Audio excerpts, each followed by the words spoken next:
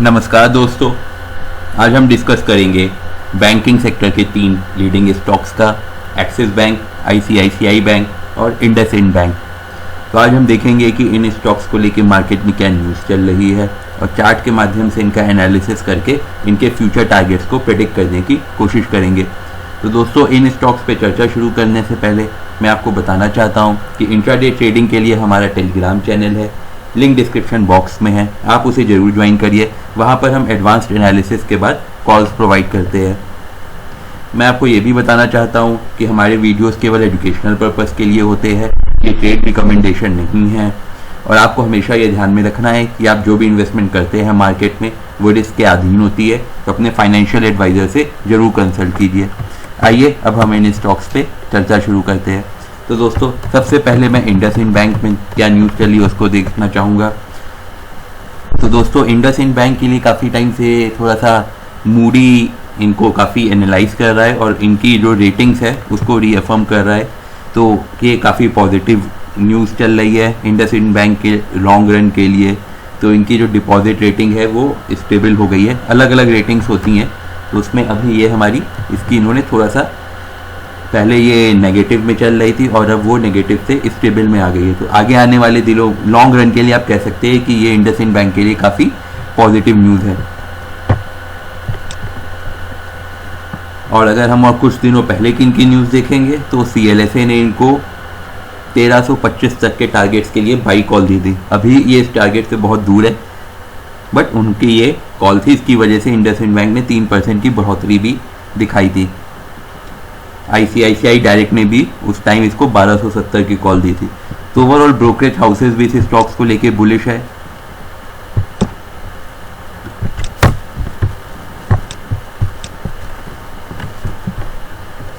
मैं आपको दिखा देता हूं अदर ब्रोकरेज हाउसेज की इसमें क्या रेटिंग्स चल रही हैं। यहाँ पे देखिएगा आप दोस्तों,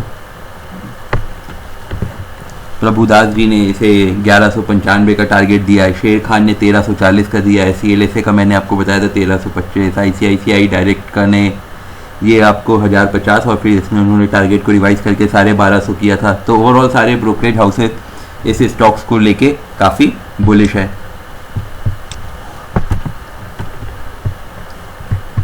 अब दोस्तों, अगर मैं इंडसइंड बैंक को एक बार चार्ट पे एनालाइज कर लूँ तो ये देखिए, ये मैंने इसकी एक ट्रेंड लाइन बनाई है डेली बेसिस पे, 6 मंथ चार्ट्स में जो ज़्यादा क्लियर दिखेगी ये। तो अभी ये स्टॉक देखिए एग्जैक्टली उस ट्रेंड लाइन के सपोर्ट से थोड़ा सा ऊपर है। तो ये कि इससे ये पता चलता है कि ये काफ़ी अच्छी बाइंग अपॉर्चुनिटी हमारे लिए हो सकती है, क्योंकि आप ये देखेंगे तो ये स्टॉक इस ट्रेंड लाइन के नीचे पिछले 6 महीनों में एक भी बार नहीं गया है। मैं ये वाली ट्रेंड लाइन की बात कर रहा हूँ। और साथ ही आप ये देखेंगे कि ये 100 डे के मूविंग एवरेजेस के भी ये स्टॉक हमारा पास चल रहा है। तो ये स्टॉक अभी करंट मार्केट और 1100 से भी अच्छी खासी गिरावट आपको मिल चुकी है। तो ओवरऑल सारे ही आपके प्राइस रिलेटेड जो भी चीज़ें होती हैं इस स्टॉक में बाई की तरफ इशारा कर रही है, क्योंकि ये स्टॉक अभी अपने अच्छे सपोर्ट के आसपास है। और दोस्तों, अगर मैं 3 मंथ चार्ट में इस स्टॉक को देखूंगा तो यहाँ पे देखिए, अगर आप 961 के पास खरीदते हैं तो अगर ये 930 के ऊपर जब तक ये स्टॉक रहता है तब तक ये स्टॉक स्ट्रॉन्ग है। तो आप इस स्टॉक को 961 की प्राइस पे खरीद सकते हैं। 925 रुपीज़ का स्टॉप लॉस लगाइए और टारगेट हम रखेंगे इसमें 1100 तक का और उसके बाद फिर 1300 तक का। तो दोस्तों, ये हमारी स्ट्रैटेजी रहेगी इंडसइंड बैंक को लेके। अगर मैं RSI देखूं दोस्तों, इसमें तो 3 मंथ में न्यूट्रल जोन में है, 6 मंथ्स में भी न्यूट्रल जोन में है।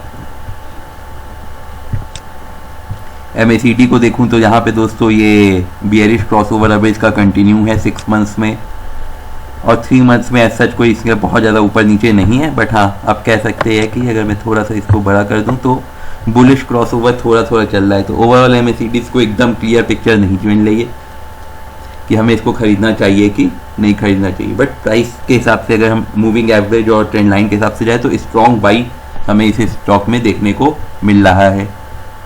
एक और दोस्तों जो बहुत ही पॉपुलर इंडिकेटर है, मैं उसको भी फटाफट लगा लेता हूँ। तो वो इंडिकेटर है बॉलिंगर बैंड दोस्तों। उसके मैं ये सारी लाइन्स हटा देता हूँ तो आप लोग को कन्फ्यूज़न नहीं होगा। तो अगर दोस्तों मैं बॉलिंगर बैंड के हिसाब से देखूं तो ये अपर लेवल वाले से थोड़ा सा उससे अभी नीचे है, मिडिल लेवल से जस्ट ऊपर है 3 मंथ चार्ट में। अगर 6 मंथ चार्ट्स की बात करूं तो लोअर एरिया वाले में है।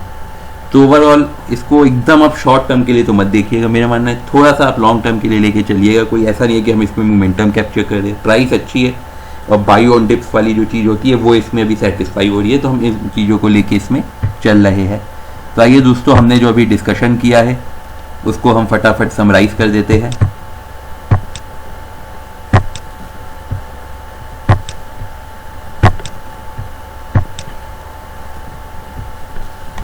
तो इस स्टॉक को दोस्तों आप बाई एट CMP कर सकते हैं। स्टॉप लॉस दोस्तों आप इसमें रख सकते हैं 930 का। सेम प्राइस पे आप बाई ऑन डिप्स भी कर सकते हैं अगर आप इसमें लॉन्ग रन के लिए देख रहे हैं तो 930 या 925 के आसपास का आप इसमें लेके चल सकते हैं। टारगेट दोस्तों हम इसमें जो लेके चल रहे हैं वो शॉर्ट टर्म टारगेट हम 1100 का लेके चल रहे हैं और लॉन्ग टर्म टारगेट हम इसमें 1300 का लेके चल रहे हैं। तो दोस्तों ये थी मेरी एनालिसिस इंडसइंड बैंक को लेके। आइए अब हम फटाफट ICICI बैंक को देख लेते हैं। तो कोटक सिक्योरिटीज़ ने कुछ दिनों पहले एक्सिस बैंक को 780 रुपये तक के टारगेट के लिए एम करने को कहा था। ये करीब 10 दिन पहले की न्यूज़ है और उन्होंने कहा था 705 का स्टॉप लॉस रखने को। तो वो तो काफ़ी इनका ये तो ऊपर नीचे अभी हो चुका है क्योंकि मार्केट में काफ़ी गिरावट देखने को मिली है, बट मेरा मानना है कि 780 तक का टारगेट तो इस स्टॉक में अभी भी जाने की आराम से कुव्वत है। अगर मैं देखूं कि अदर ब्रोकरेज हाउसेस इस स्टॉक्स में क्या कह रहे हैं तो उसको भी एक बार फटाफट एनालाइज कर लेते हैं। तो शेर खान ने इसे 900 का टारगेट दिया है 16 फरवरी को। ICICI डायरेक्ट ने 800 का टारगेट दिया है। बाकी सारे टारगेट्स तो मोर और लेस अचीव हो चुके हैं, तो हमें देखने कोई फ़ायदा नहीं है। तो मेन अभी शेर खान का जो टारगेट है 900 का, उससे अभी ये स्टॉक काफ़ी दूर है। 800 तक पहुंच के फिर वहाँ से काफ़ी ये इसने रिवर्सल दिखाया है। अगर दोस्तों मैं इस स्टॉक को चार्ट पे अभी देखूं तो यहाँ पे देखिए इसको अभी लॉन्ग टर्म में तो ऐसा कोई एकदम क्लियर पिक्चर नहीं आ रही है। एक यहाँ पे मैं एक ट्रेंड लाइन बनाने की कोशिश करता हूँ आप लोग के लिए, देखते हैं उससे कुछ अच्छी पिक्चर आती है कि नहीं। ये वाली अगर मैं ट्रेंड लाइन आप देखेंगे दोस्तों तो इसको यहाँ पे इस ट्रेंड लाइन का सपोर्ट भी मिल रहा है। तो इस स्टॉक को मेरा मानना है आप करेंट मार्केट प्राइस पे खरीदने के बारे में सोच सकते हैं। RSI भी देखिए थोड़ा सा डाउन में ही है 40 के आसपास। नॉर्मली ये एक्सिस बैंक जैसे स्टॉक इतने नीचे उसमें जाते नहीं है। तो ओवरऑल ये स्टॉक की प्राइस आपकी अच्छी चल रही है। और अगर मैं इसको थोड़ा सा शॉर्ट टर्म में देखूं तो यहाँ पे देखेंगे दोस्तों ये इसने एक डाउन ट्रेंड इसका चल रहा है। अभी इसने इसको ब्रेक नहीं किया है, वो 720 के ऊपर ब्रेक होगा। तो अगर आप वेट करना चाहते हैं तो स्टॉक में वेट कर सकते हैं। बट ये स्टॉक में देखिए यहाँ पे एक बार दो बार फिर यहाँ पे भी थोड़ा सा नीचे गया फिर वापस ऊपर आ गया। तो ये स्टॉक मेरा मानना है, और अगर आप यहाँ से देखेंगे तो अच्छी खासी आपको डिस्काउंट में भी ये स्टॉक मिल रहा है। तो इस स्टॉक को आप करेंट मार्केट प्राइस पर खरीदने के बारे में सोच सकते हैं। 695 से 700 के आसपास इसकी बढ़िया बाइंग प्राइस है। स्टॉप लॉस लेकिन यहाँ इस स्टॉक में आपको थोड़ा सा लंबा रखना पड़ेगा। स्टॉप लॉस दोस्तों इसमें मेरा मानना है आपको यहाँ पे कहीं रखना पड़ेगा, जो कि 640 का हमारा एरिया निकल के आ रहा है। तो 635 का स्टॉप लॉस रखना पड़ेगा और टारगेट हम जो इसमें लेके चलेंगे वो 800 का चलेगा। तो रिस्क 700 में हम ले रहे हैं, 635 का स्टॉप लॉस और 800 का टारगेट। तो रिस्क टू रिवॉर्ड रेशियो बहुत ज़्यादा हमारे फेवर में इसमें नहीं है। इस चीज़ का आप अभी ध्यान रख के चलिएगा। अगर दोस्तों मैं बॉलिंगर बैंड्स की इसमें बात करूं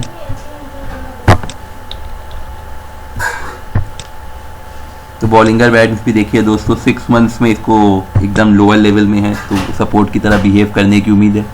और 3 मंथ्स में एज सच कोई एकदम क्लियर पिक्चर नहीं है। तो अगर हमने जो डिस्कशन किया है उसको मैं फटाफट समराइज कर देता हूं।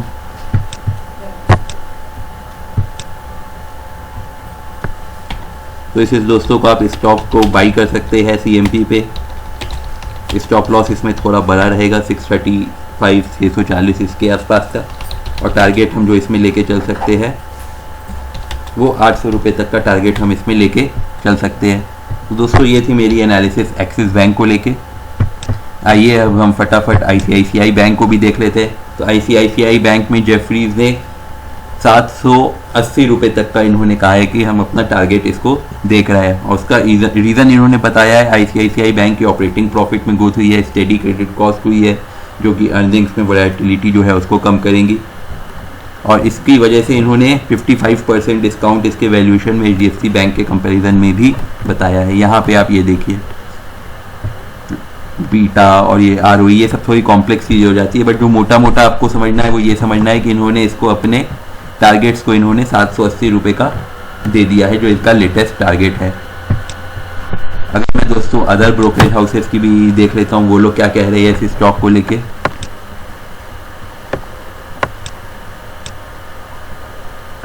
तो शेर खान ने इसे 770 का टारगेट दिया है, जब इसकी दो अलग अलग डेट्स पे अरिहंत ने से और सारे टारगेट्स तो पुराने हैं जो एकदम ओपन है। 770 का जो टारगेट है वो अभी भी हमारा इंटैक्ट चल रहा है। तो ओवरऑल ठीक ठाक मुझे ये स्टॉक लग रहा है। 700 तक तो जाएगा कि नहीं मुझे पता नहीं, शॉर्ट टर्म में, लॉन्ग रन में तो जाना ही जाना है, क्योंकि सारे बैंकिंग स्टॉक्स अगर आप हिस्ट्री देखेंगे तो ऑलमोस्ट आपका एक कंटिन्यूअस अप ट्रेंड में ही आपको दिखाई देंगे।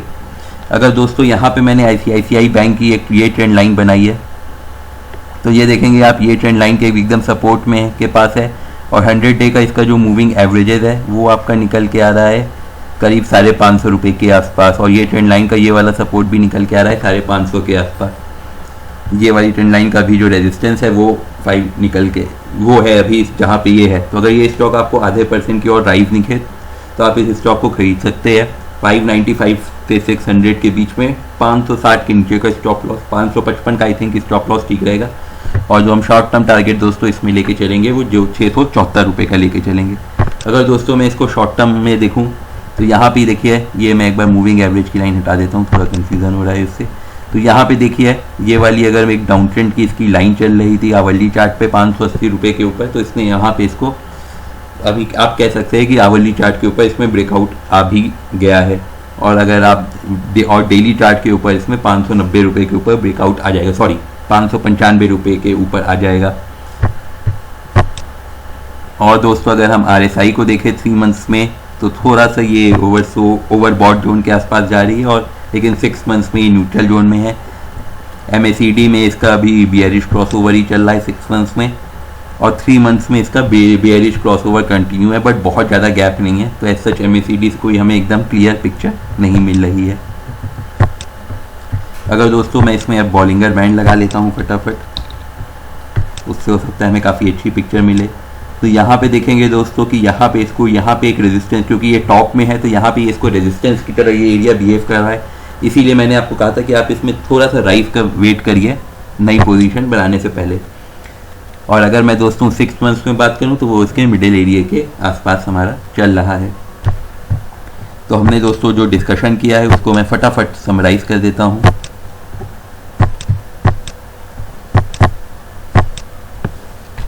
तो आप इस स्टॉक को बाई अबव 595 रखिए, अगर पॉजिटिव मोमेंटम और दिखे तो आप खरीद सकते हैं। स्टॉप लॉस हमें इसमें 560 से थोड़ा नीचे रखना है, तो 555 का सही स्टॉप लॉस इसमें रहेगा। और टारगेट हम जो इसमें लेके चलेंगे वो हम 680 तक का आराम से लेके चल सकते हैं, और अगर लॉन्ग टर्म के लिए देख रहे हैं तो फिर 800 तक के टारगेट भी हमें इसमें मिल सकते हैं। तो ये थी दोस्तों हमारी एनालिसिस इन तीनों स्टॉक्स को लेके। उम्मीद है आपको वीडियो पसंद आया होगा। आप हमें लाइक एंड सब्सक्राइब कीजिए, उससे हमारा मोटिवेशन बना रहेगा। साथ ही आप हमें टेलीग्राम, ट्विटर, फेसबुक पर फॉलो कर सकते हैं। द ट्रेडिंग बुल्स के नाम से हमारा पेज है। आप अप स्टॉक्स में अपना डीमैट अकाउंट भी खुलवा सकते हैं, लिंक डिस्क्रिप्शन बॉक्स में है। तो ये 49 रुपीज़ में आप नई अकाउंट ओपनिंग दे रहे हैं। साथ ही दोस्तों अगर आपके पास अलग अलग पैन नंबर से अकाउंट्स होंगे तो आगे आने वाले IPO में आपके सब्सक्रिप्शन की चांसेस भी बढ़ जाएंगी। आपके मन में जो भी विचार हो आप कमेंट सेक्शन में लिखिए, हम जल्द से जल्द उस पर रिप्लाई करेंगे। धन्यवाद दोस्तों।